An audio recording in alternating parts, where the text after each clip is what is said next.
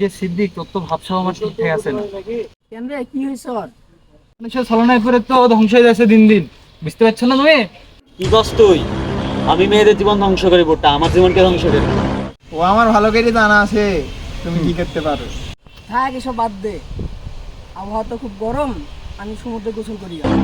কি, তুই সমুদ্রে গোসল করতে যাবি? তুই তো সারাদিন বাড়ির পাশে ডুবাতে বসে থাকিস, তুই সমুদ্রে যাবি?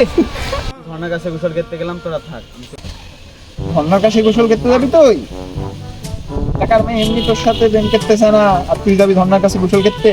এই ঝর্ণা সেই ঝর্ণা না রে, জলপ্রপাত সিলেট। আর আমি ওই ঝর্ণা টর্ণা জলপ্রপাত টপাত চিনি না, আমি লোকাল টোকাল জায়গা চিনি না। তো আমি তো মালদ্বীপে যাবো গোসল করতে, যাবি কি? চ। হ্যাঁ, তোমার বাপ প্রেসিডেন্ট তো, যে তোমার গোসল করতে মালদ্বীপ পাঠাবে। আমার বাপ নাসার প্রেসিডেন্ট তো, তোমার দেশে গোসল করতে পাঠাবে আর মাল খাইতে পাঠাবে। কুতা, তুই মাল খেতে যাবে কে? বুঝিস নে, তুই গোসল করতে যাবে মালদ্বীপে। ও, ভালো কথা মনে করাই দিছ, শুকনো ব্যবস্থা করা যায় না? আরে বেটা, প্রচুর দুর্ব্যবস্থা এলাকা, মালের কথা বলিসই না। কেন তা হবে কেন? তারপরে তো অল টাইম মারলেই বসে থাকে সন্ন্যাসীতে। না বেটা, খুব ঝামেলা চলছে। তা যাই, তুই নিয়ে আইগা। না না বেটা রহেন, আমি যেতে পারবো না, তুই জাগা।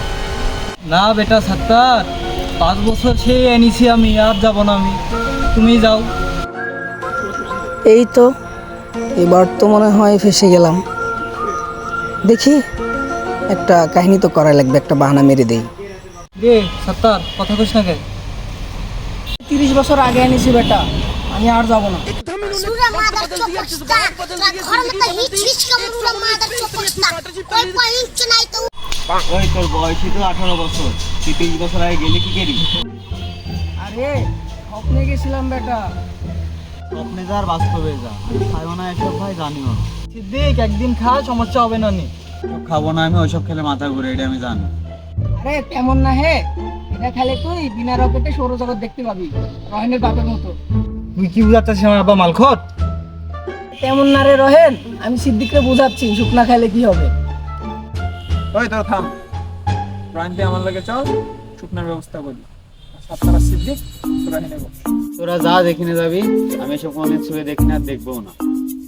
আরে একদিন খা, কিছু হবে না, পাকা লাশ থাক। আচ্ছা।